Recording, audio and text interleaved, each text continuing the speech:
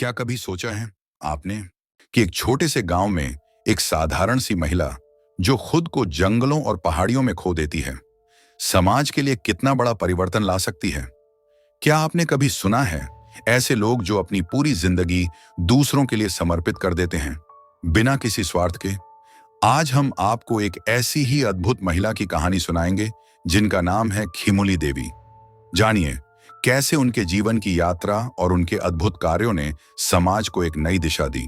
यह कथा है सत्य कथा, और सत्य के साथ ये एक रहस्य कथा भी है, क्योंकि ये घटना उन जंगलों की है जहां अंधेरे और रहस्य मिलजुल कर रहते हैं। उजालों में वहां कुछ और दिखता है और अंधेरों में कुछ और। जंगल की प्रकृति कहो या उसकी माया, इसके अंदर सारा कुछ उलझा हुआ है। जैसे सामने ही उन घनी लताओं का जाल है जो पास में खड़े न जाने कितने पेड़ों से लिपटा व उलझा है, और जिसे देख लगता है कि यह एक नहीं वरन दर्जनों लताओं का झुंड है, मगर वास्तव में यह है एक ही।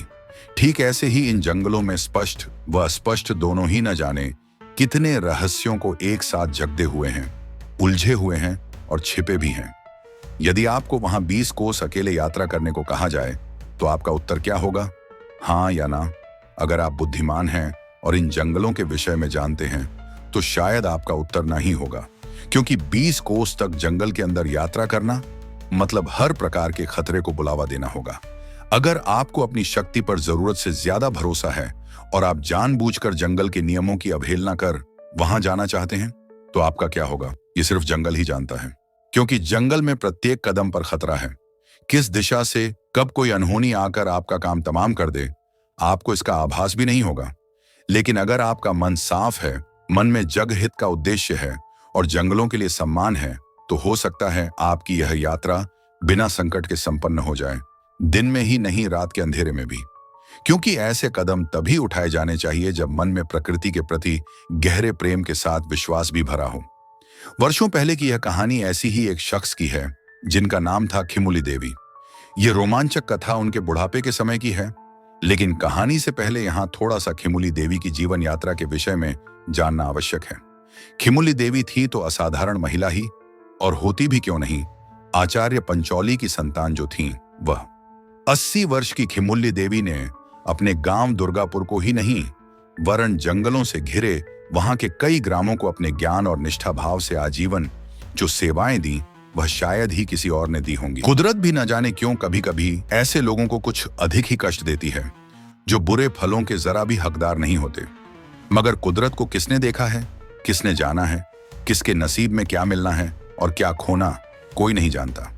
इसी कुदरत ने खिमुली देवी को 6 बच्चे तो सहर्ष दिए थे, पर 30 वर्ष से कम की आयु में वैधव्य भी दे डाला था। अपने परिवार की देखभाल के लिए घने जंगलों से घिरी छोटी सी कृषि योग्य भूमि और कुछ मवेशियों के अतिरिक्त कुछ न था खिमुली देवी के पास। पति का असामयिक देहांत उन्हें जीवन से बहुत क्षुब्ध कर गया था। युवावस्था में ही जीवन के माया जाल से मुक्ति की चाह में वे सन्यास की शरण की ओर बढ़ने लगी थी। पिताजी, जीवन से मन रूठ गया है, कृपया मुझे सन्यास लेने की दीक्षा दें। मगर क्यों बेटी? पिता ने पूछा था। क्या इसलिए कि बिना पति के जीवन कठिन है? उनके पिता श्री पंचौली जी बोले, जो स्वयं सन्यास की शरण में आ चुके थे। इतने बच्चे और अकेली मैं, कैसे होगा इनका पालन? कुछ भी तो नहीं है मेरे पास। बेटी ऐसा ना कहो, ये खेती और ये जंगल, इतना कुछ तो है तुम्हारे पास। जीवन चलाने के लिए क्या कम है ये सब? तुम्हें इससे अधिक और क्या चाहिए? लेकिन पिताजी, मुझे तो ना यह जीवन चाहिए और न ही यह माया। यह खेती, जंगल और गृहस्थी, इन सब से मन दूर हो गया है मेरा। मुझे तो सन्यास ही लेना है। खिमुली देवी पिता से बोली, सन्यास लेने से तुम्हारे बच्चों का कौन सा हित होगा बेटी? ऐसी परीक्षा की घड़ी में सन्यास नहीं, बल्कि अपने बच्चों की देखभाल करना ही तुम्हारा कर्तव्य है पुत्री। वैसे भी कर्तव्यों के डर से भागा हुआ सन्यासी कभी सच्चा सन्यास ले ही नहीं सकता। इसलिए तुम गृहस्थ ही रहो और अपने बच्चों के साथ साथ समाज के भी काम आओ। यहां इस संपूर्ण क्षेत्र में तुम्हारे ज्ञान व सेवा की सख्त जरूरत है। सच कहूं तो तुम्हारे जीवन का यही उद्देश्य है बेटी, और तुम्हारे लिए यही सन्यास भी है, पिता ने कहा था और बेटी ने मान लिया था। यदि तब उनके पिता आचार्य पंचौली उन्हें सन्यास के मार्ग से न रोकते तो वे सन्यासिनी बन ही जाती। पिता ने बेटी से यह भी कहा था कि संन्यास मन से होता है, गृह त्याग और संसार से विमुख होकर नहीं। उनके अनुसार गृहस्थ में रहकर सन्यासी बनना ही जीवन की कसौटी पर खरा उतरना था। पिता की सीख का अक्षरशः पालन किया खिमुली देवी ने। अपने माता पिता से वहां के जनजीवन व जंगलों का अद्भुत ज्ञान पाकर उन्होंने अपने खुद का जीवन तो प्रशस्त किया ही, साथ में उस समस्त क्षेत्र को भी अपनी सेवाओं से कई मौकों पर नया जीवन भी दिया। कितनी ही विषम परिस्थितियां आई हों, खिमुली देवी ने अपना संपूर्ण जीवन समाज सेवा व इसके उत्थान में ही समर्पित किया। किसी भी स्त्री की प्रसव क्रिया हो या बीमार शिशुओं का इलाज, खिमुली देवी के बिना कुछ न होता था। याद रहे कि उस संपूर्ण क्षेत्र में उन दिनों 50 कोस तक न अस्पताल थे और न ही SDDH के। यदि कोई मदद थी तो वे थीं खुद खिमुली देवी। यूं तो खिमुली देवी पर एक महाग्रंथ लिखा जाए तो भी कम है, लेकिन यहाँ एक छोटी सी कहानी है उत्तराखंड की इस युवती की, जिसकी श्रम, साधना, तप व निष्ठा से भरा जीवन अपने आप में एक चमत्कार से कम नहीं है। माघ महीने की एक रात्रि में खिमुली देवी समेत पूरे परिवार को भोजन कराकर उनकी बहू पद्मा देवी रसोई बंद कर चुकी थी। पिछले कुछ दिनों से कड़ाके की सर्दी पड़ रही थी। आसपास के पहाड़ों की चोटियों पर भारी हिमपात हुआ था, जहां से चलने वाली शीत हवाओं ने पूरे तलहटी के इलाकों पर भी ठंड से कोहराम मचाया हुआ था। उन दिनों बिजली जैसी अनोखी उपलब्धि गांवों तक नहीं पहुंची थी। लोगों के पास पर्याप्त गर्म वस्त्रों का भी अभाव रहता था। एक आग का सहारा था ठंड से बचने के लिए, बस उसके सिवा अधिक कुछ नहीं। हमेशा की तरह उस रात भी पद्मा देवी ने अंगीठी में पड़ी एक गर्म ईंट को सूती कपड़े में लपेट अपनी सास खिमुली देवी की खाट में रख दिया था, जिससे ठंड में ठिठुरती बूढ़ी हड्डियों को खिमुली देवी गर्म रखने का प्रयास किया करती थीं।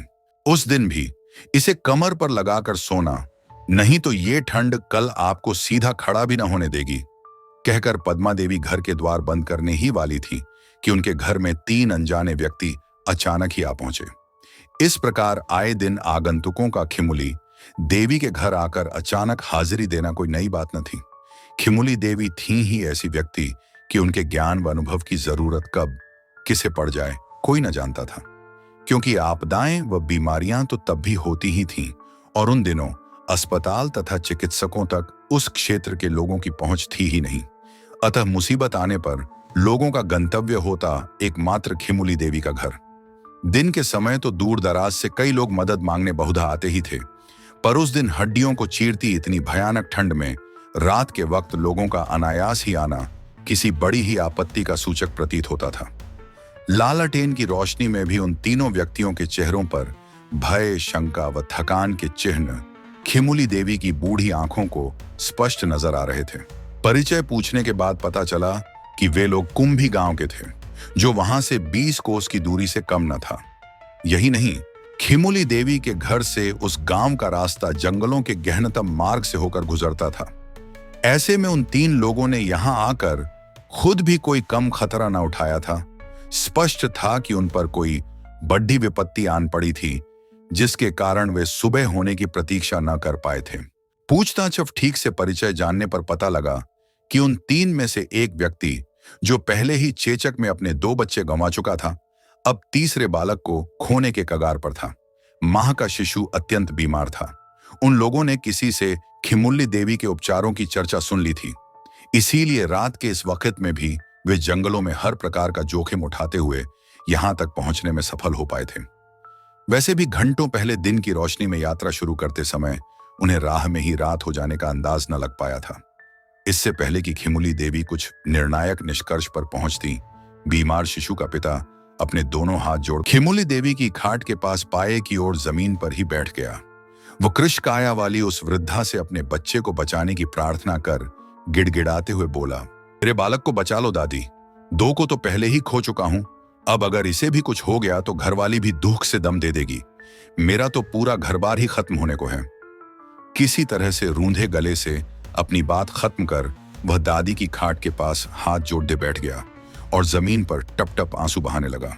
खिमुली देवी के पूछने पर उसने बच्चे की बीमारी के लक्षण उनके समक्ष रख दिए, जिन्हें सुनकर थोड़ी देर के लिए बड़े धर्म संकट में पड़ गई थीं खिमुली देवी। बच्चा बहुत अस्वस्थ प्रतीत होता था।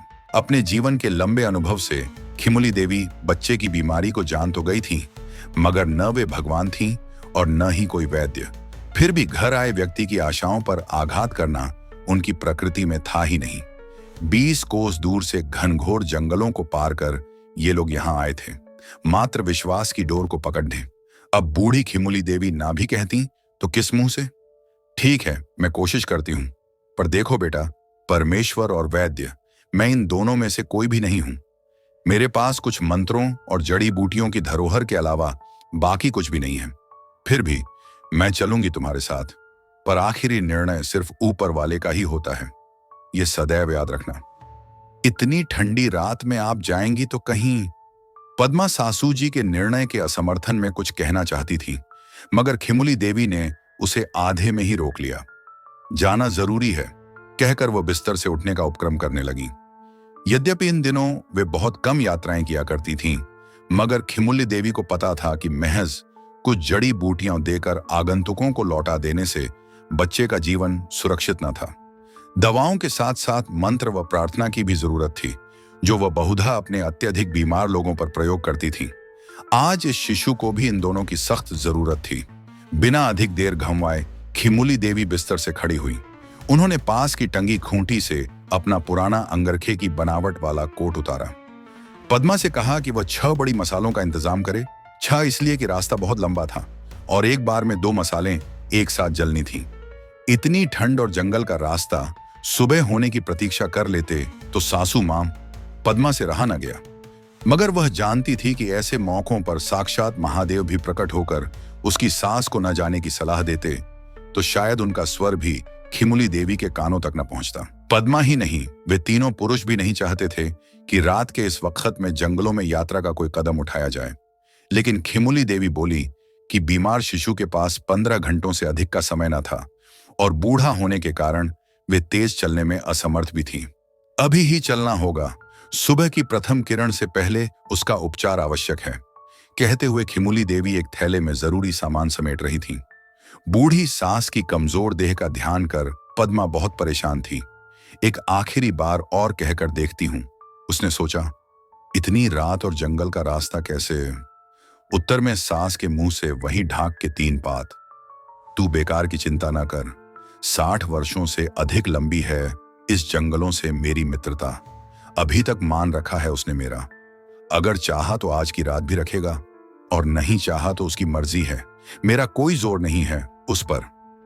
सासू मां गलत न कह रही थी।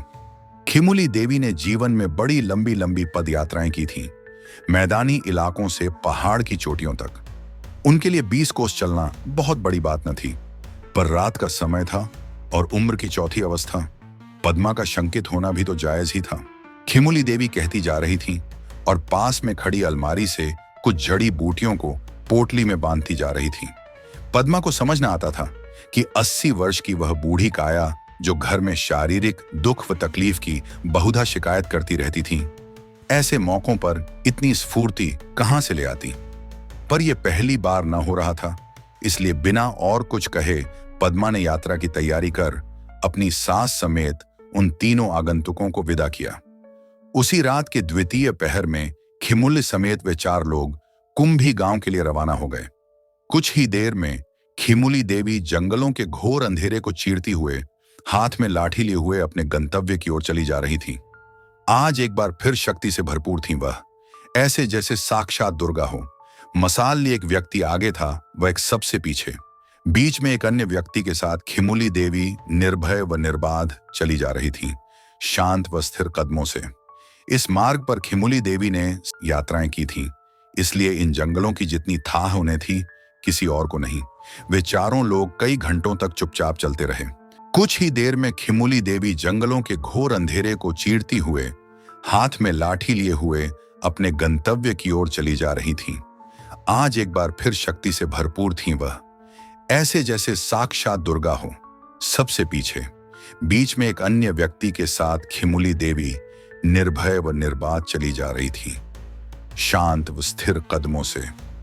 इस मार्ग पर खिमुली देवी ने सैकड़ों बार यात्राएं की थी, इसलिए इन जंगलों की जितनी थाह उन्हें थी, किसी और को नहीं। चारों पहर सजीव रहने वाला जंगल उस रात एकदम शांत था। अनोखी बात यह थी कि उन जंगलों में जहां दिन में भी अंधेरे की अनुभूति रहती थी, वहां आज की रात में चांदनी का छिटपुट प्रकाश पेड़ों की पत्तियों से छन छन कर जमीन तक पहुंच रहा था। वे 3 ग्रामीण जो कुछ समय पहले ही डरते सहमते इन्हीं जंगलों से गुजरकर किसी तरह खिमुली देवी के ग्राम तक पहुंचे थे, न जाने क्या बात थी कि उस अनोखी महिला के साथ में यात्रा करते हुए इस बार उन्हें भी भय की कोई अनुभूति न हो रही थी। ये खिमुली देवी की संगत का प्रभाव नहीं तो और क्या था। वे मन ही मन सोच रहे थे। उनकी रात भर की यात्रा में छोटे छोटे कई गांव आते और फिर जंगल, मगर इतनी लंबी राह में उन चारों यात्रियों ने क्षण भर भी विश्राम न लिया। अंततः वे तिलसोत नदी पर आ पहुंचे। नदी के इस पार विख्यात चीला के जंगल और उस पार बसा था छोटा सा कुंभी गांव। रात का घुप अंधकार अपेक्षाकृत छूटने लगा था। स्पष्ट था कि सुबह होने को थी। तिलसोत यद्यपि उथली नदी थी, पर माघ के महीने में बर्फ सा सर्द पानी किसी तलवार की नोक से कम चुभने वाला न था। उस दिन ग्रामीणों ने देखा कि वह वृद्धा बहुत थक चुकी थी। उन्हें मन ही मन ग्लानि भी हो रही थी कि उनके कारण ऐसी ठंडी रात में खिमुली देवी को इतनी लंबी राह तय करनी पड़ी थी, जो किसी नौजवान युवक के लिए भी कम थकानदायक न थी। उत्साह से इतनी लंबी यात्रा तय करने के बाद खिमुली देवी सचमुच में ही थकी थी और नदी पार करने से पहले कुछ क्षणों का विश्राम लेना चाहती थी। उन्हें मदद की जरूरत थी। सोचते हुए एक युवक ग्रामीण ने उन्हें अपनी पीठ पर बैठने का आग्रह किया। दादी, पानी ठंडा है, बर्फ सा सर्द, माघ का महीना है, सो तो होगा ही, दादी बोली। ऐसा करो दादी कि आप मेरी पीठ पर बैठ जाओ, भीगने से कहीं बीमार हो गई तो। ठीक सोचा है बेटा। सबका मन रखने वाली खिमुली देवी ने युवक के इस प्रस्ताव को मान लिया। वह जैसे ही उसकी पीठ पर सवार हुई कि तभी एक रोंगटे खड़े करने वाला हादसा उनके समक्ष आ खड़ा हुआ। आखिर जंगलों का प्रदेश था वह। कुछ आकस्मिक व अप्रत्याशित न होता तो फिर बात ही क्या होती। सामने के जंगल से 3 शेरनियां आम, बाघिन व उसके 2 किशोर व्याघ्र सीधे इनकी ओर चली आ रही थी, नदी के सहारे सहारे। चीला का जंगल शेरों से आबाद है, यह बात उन चारों में से किसी के लिए भी नई नहीं थी। और सुबह का समय जब शिकार भी पानी की तलाश में इधर आता है, तो शिकारी का आना भी कोई अस्वाभाविक तो नहीं है, यह भी वे जानते थे। मगर सब कुछ पता होने के बाद भी खुद का शेरनियों से सामना होने की बात कौन सोच सकता था, वह भी तब जब उनका गांव इतने समीप हो। शेरों को देख वे तीनों ग्रामीण बेहद भयभीत हो गए। शेर कितने बलशाली थे, ये उन लोगों से अधिक कौन जानता था, जिन्हें कई बार इन्हीं शेरों की बदौलत अपने हट्टे कट्टे पशुओं से हाथ धोना पड़ता था। इंसान को दबोच लेना तो उनके लिए महज मनोरंजन से अधिक कुछ न था। वे तीनों भयभीत हो कांपने लगे थे।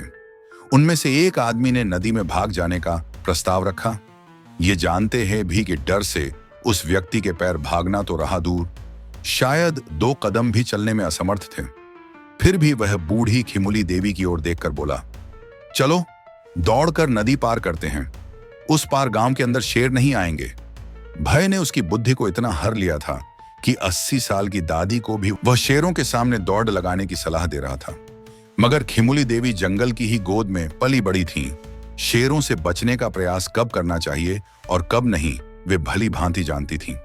आज इस वक्त तो भागने का प्रयास करना साक्षात मौत को निमंत्रण देने से कम न था। अपनी घबराहट पर नियंत्रण रखते हुए वे बोली, शेर अधिक दूर नहीं है, हमें भागते देख वे भी दौड़ेंगे। जान बचाकर भागने वाला प्राणी ही बहुधा इन शेरों का शिकार बनता है। और याद रखो कि जंगल में लगभग प्रत्येक जानवर मनुष्य से तेज दौड़ने की क्षमता रखता है। ये तो फिर शेर हैं, इसलिए दौड़ने की बात को तो एकदम भूल जाओ। मगर कुछ तो करना ही था। 3 खूंखार शिकारी उनकी ओर ही चले आ रहे थे, शांत सधे कदमों से। वह युवक की पीठ से उतर गईं। एक बार को उन्होंने सोचा भी कि हो सकता है शेरनियों को इस समय उनमें कोई रुचि न हो और वे जल्द ही किनारे से पानी पीकर जंगलों की ओर वापस मुड़ जाएं। मगर शेरनियों के शरीर की भाषा वापस लौटने के संकेत जरा भी न दे रही थी। आज की सुबह उन्हें शिकार करना था, जो उनके शिकंजों में था और जिसे पकड़ने की उन्हें कोई जल्दबाजी नहीं दिख रही थी। खिमुली देवी जानती थी कि आज परीक्षा की कठिन घड़ी आ खड़ी हुई थी। 4 जीवन इस ओर व बीमार शिशु उस ओर, ऊपर से संकट भी ऐसा कि जिसका निवारण मानव शक्ति के परे था।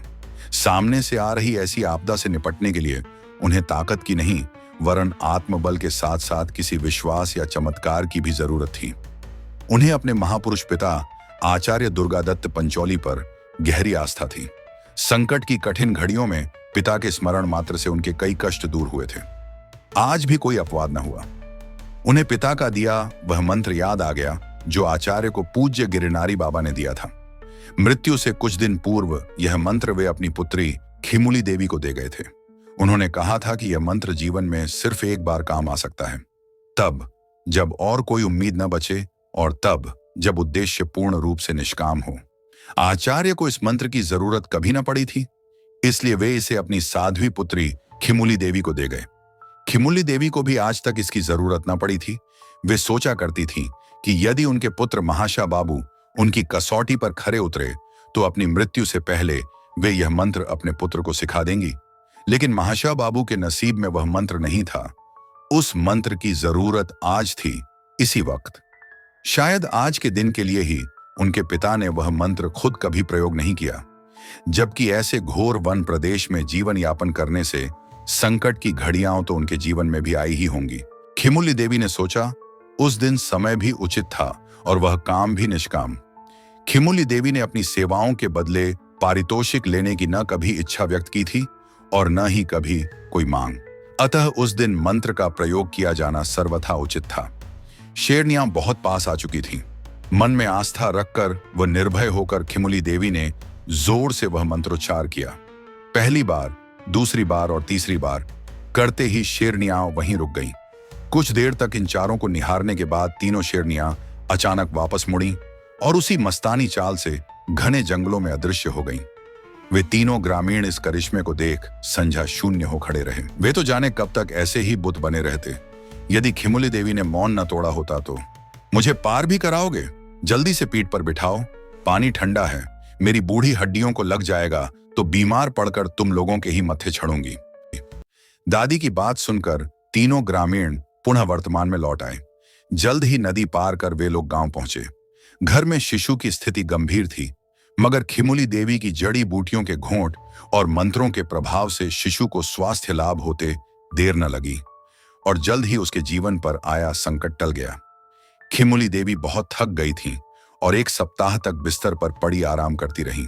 फिर गांव वालों ने कुछ हथियारधारी लोगों को साथ कर बैलगाड़ी पर बिठा खिमुली देवी को उनके गांव के लिए विदा किया।